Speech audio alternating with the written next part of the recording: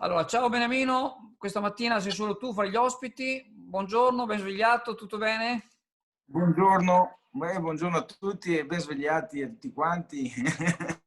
Io e te ovviamente, perché dopo vai in onda più tardi. Certo, certo. Beh, un saluto alla Michela che adesso noi non vediamo, ma anche lei sta preparando, sai che c'è la Michela della cartolibreria, la Michela Brombo della cartolibreria Pegaso di Borgo San Giovanni, che già collabora con noi da un pezzo, e alcune rassegne le ha E allora praticamente. salutiamo Micaela. Sì, che ci ha dato che...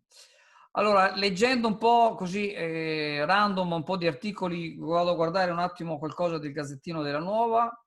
Test fai da te funzionerà così. Veneto apripista a livello mondiale, via la sperimentazione oggi con 5.000 kit negli ospedali. Dopo la validazione dell'Istituto Sanitario ISS, in farmacia a meno di 3 euro, incredibile, risultati in 15 minuti in pratica. Ma io direi di commentare subito questa notizia che è veramente una primizia che ha tirato fuori ancora il Presidente della Regione Luca Zaia, se non sbaglio 2 giorni fa. Mi sembra una cosa molto molto importante. Se ci sarà disponibilità non vedo l'ora di farla anch'io, perché come prova, cosa dice Beniamino? È una notizia straordinaria che dimostra comunque l'eccellenza veneta sul settore della sanità, dove abbiamo sempre detto di essere il primo in Italia. Cioè, il Veneto si è sempre contraddistinto anche durante l'emergenza del primo Covid, se ci ricordiamo, nella primavera scorsa, dove in qualche modo abbiamo una staff sanitario molto importante che ha dato dei risultati, quindi complimenti al Veneto, complimenti a Zaia di questa notizia. Speriamo che venga concretizzata presto, venga organizzata bene e in qualche modo si riesca a confinare questo virus e anche a essere più tranquilli per il futuro, anzi modello da esportare per tutto il resto d'Italia se non d'Europa. Ecco, qui c'è un'altra notizia che l'avevo intravista ieri, ma non l'ho letta e la leggo adesso sempre dal Gazzettino. Ma veramente una cosa veramente che lascia da pensare. Coronavirus già presente in Italia a settembre 2019. Settembre 2019. Il virus SARS-CoV-2 circolava in Italia già a settembre 2019. Dunque, ben prima di quanto si è pensato finora. La conferma arriva da uno studio dell'Istituto dei Tumori di Milano e dell'Università di Siena, che ha come primo firmatario il direttore scientifico Giovanni Apollone, pubblicato sulla rivista Tumori Journal. Analizzando i campioni di 959 persone, tutte asintomatiche, che avevano partecipato agli screening per il tumore al polmone tra settembre 2019 e marzo 2020, si è accertato che l'11,6%, esattamente 111 su 959, di questi aveva già anticorpi al coronavirus, 16 positivi, e continua così, adesso non lo leggo tutto, insomma. Quindi da questo studio sembrerebbe non solo che era già da gennaio presente, che questo l'avevano già dimostrato con le analisi delle acque nere di Milano, che evidentemente le mettono da parte e le hanno analizzate poi, ma addirittura da questa qua, ovviamente noi possiamo dare un commento così molto superficiale perché ci vorrebbe sapere da qualche esperto cosa ne pensa. Tu cosa ne dici, Beniamino? Beh, io non me ne intendo di queste cose sicuramente, faccio un altro mestiere e mi occupo anche di altro nella vita, però sotto il profilo della comunicazione e dell'utilità di questa notizia la vedo un po' tardiva, cioè dire dopo un anno i risultati di uno studio in un'emergenza che stiamo passando da tempo mi pare tardiva, mi pare più una notizia da talk show, tanto per darla, però ai fini concreti, ai fini proprio pragmatici della cosa, la risposta è allora che notizia è? Cioè, quello che a me interessa oggi è di dire che si stavano facendo una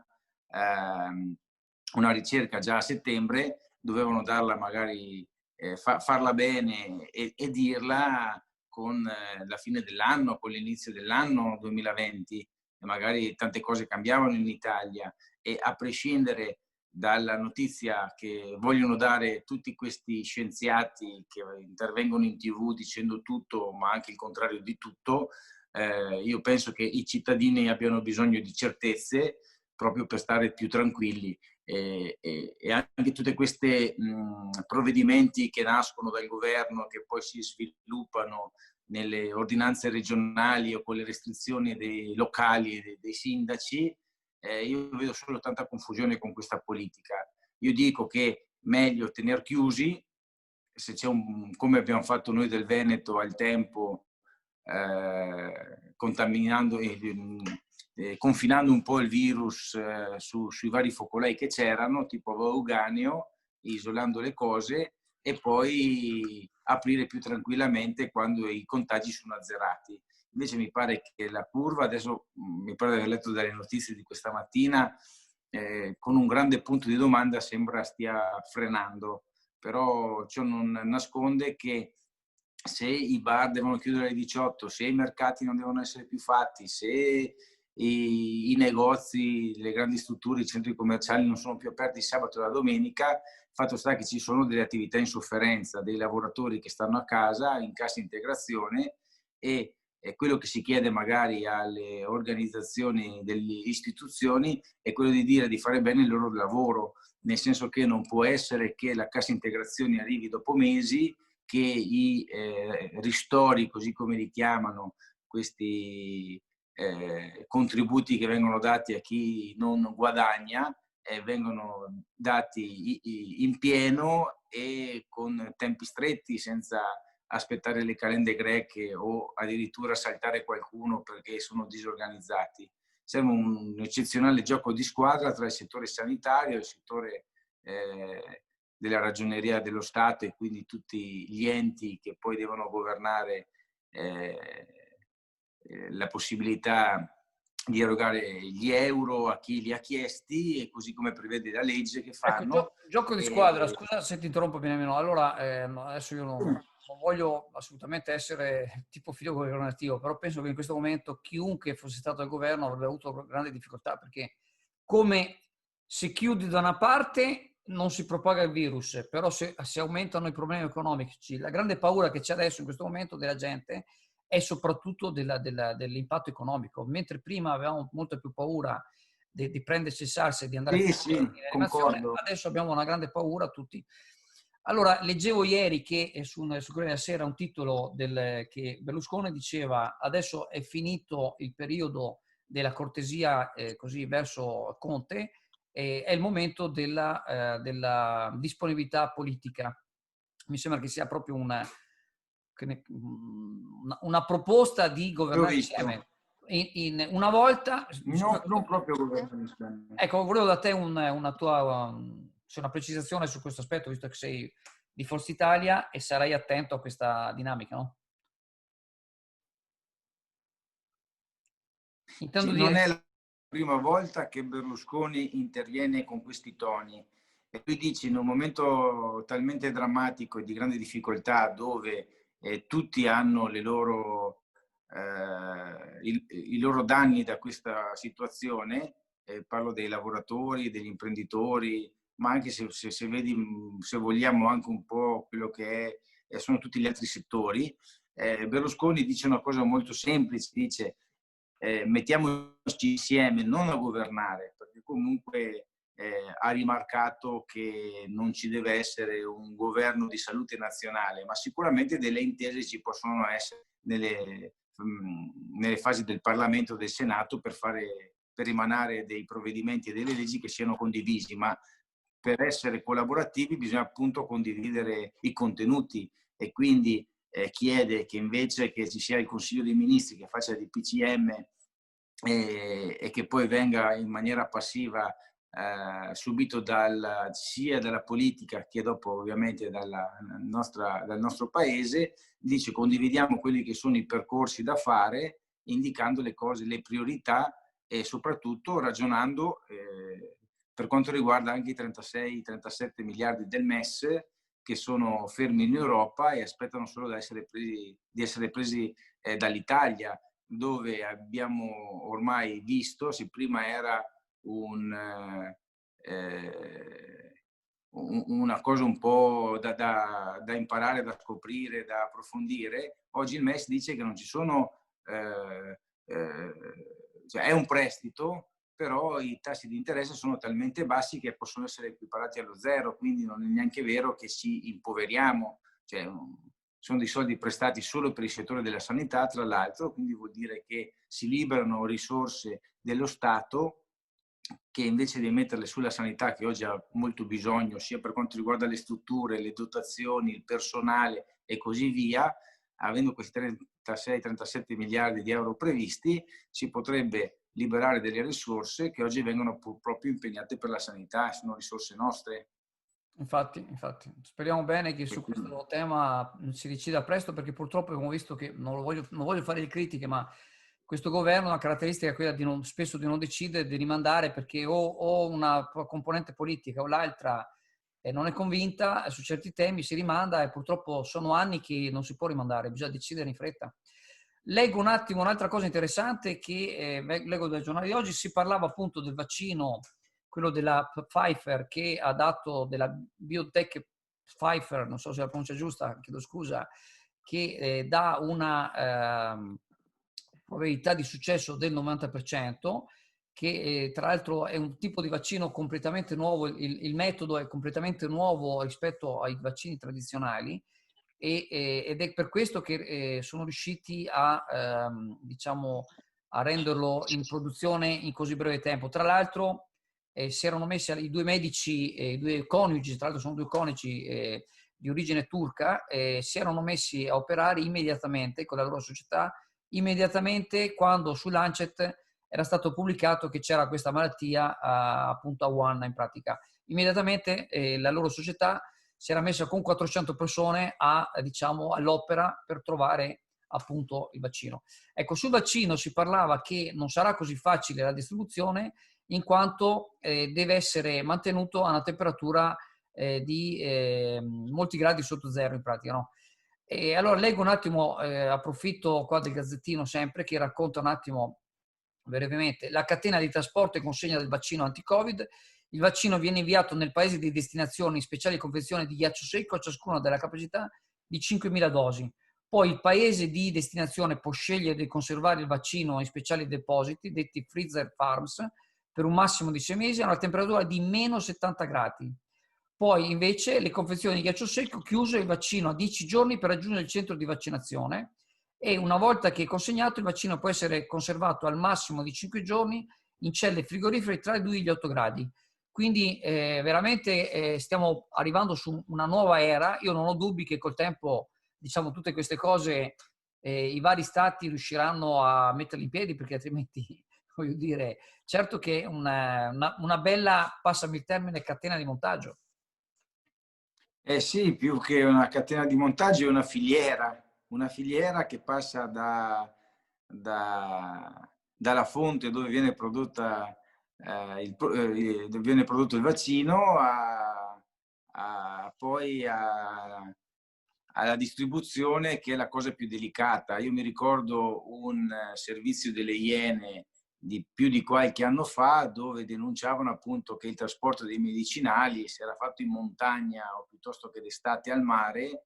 Avevano proprio fatto il servizio dove non venivano rispettate poi quelle che erano le temperature dove che i medicinali dovevano stare, e quindi si danneggiavano, si rovinavano quando arrivavano presso le farmacie. Tutte queste cose, se non ci lo dicevano le Iene, facevamo molta fatica a capire qual è la situazione. E comunque dopo anche il servizio delle Iene penso che i cittadini vadano in farmacia, si prendono le medicine, punto. Non è che si sta a intendersi quanto viene guastato un prodotto, e quindi la vita scorre come scorreva prima. Ovviamente se le temperature sono talmente basse per la conservazione del vaccino per il Covid, ci vorrà una maggiore attenzione, un maggior controllo. Però un conto è il settore pubblico e un conto è il settore privato. Quando tu sei sotto un'azienda privata hai un controllo maggiore del datore di lavoro magari, e quindi hai anche più rischi. Mentre quando sei sul settore pubblico basta vedere anche sempre le Iene, credo, che hanno fatto il servizio sui dipendenti pubblici di qualche comune che non timbravano. quelli sono stati, non si sa più la punizione che hanno ricevuto, anzi mi pare che continuino adesso a lavorare senza problemi, quindi non so il percorso che hanno fatto legalmente sulle loro condizioni.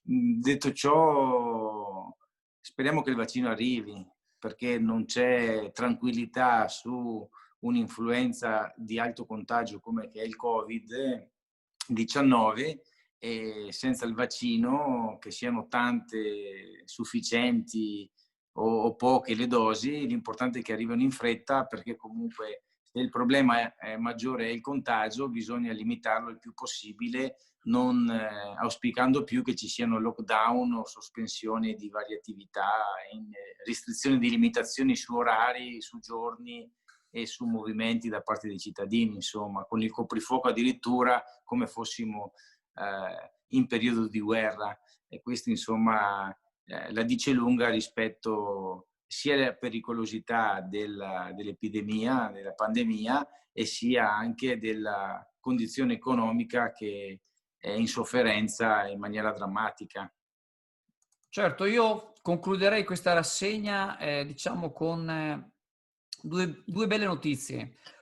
Una diciamo internazionale, che è quella del lancio che c'è stato diciamo durante la notte in America dello SpaceX, che praticamente è il primo lancio diciamo di un'azienda privata, quella di Elon Musk, che ha portato 4 astronauti diciamo nello spazio per dare il cambio e raggiungere la Stazione Spaziale Internazionale, che è da 20 anni che è in orbita, ricordiamolo in pratica, e quindi è veramente un passo molto avanti, direi, diciamo, per tutto il mondo, anche se in questo momento è un successo praticamente quasi solo americano.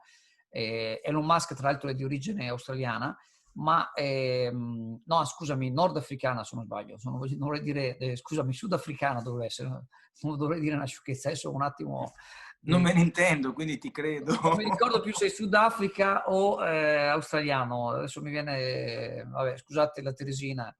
E comunque questa la dice lunga, perché come potrà essere, diciamo, i costi li hanno ridotti tantissimo, e quindi volare nello spazio non sarà solo un discorso così legato semplicemente ai grandi stati, ma potrebbe essere una cosa più commerciale, e quindi anche tantissime, diciamo, tecnologie e innovazioni che sono poi arrivate, che usiamo tutti i giorni, praticamente sono arrivate, ricordiamocelo, con proprio quell'avvio del programma spaziale Apollo praticamente. Quindi potrebbe essere un ulteriore passaggio. Ricordiamo anche che sempre Elon Musk vuole portare l'umanità su Marte, e questo è un altro passaggio che bene o male in questo momento stiamo vivendo. L'altra notizia, secondo me più bella locale, è che ho avuto notizia ieri che almeno uno dei Chiogiotti, ma anche altri che erano finiti le scorse settimane in rianimazione appunto perché avevano contratto il Covid, sono ritornati a casa. Ecco, sono ritornati a casa. Con uno di loro ho avuto modo di scambiare 2 messaggi, e quindi insomma mi sembra questa veramente una bella notizia.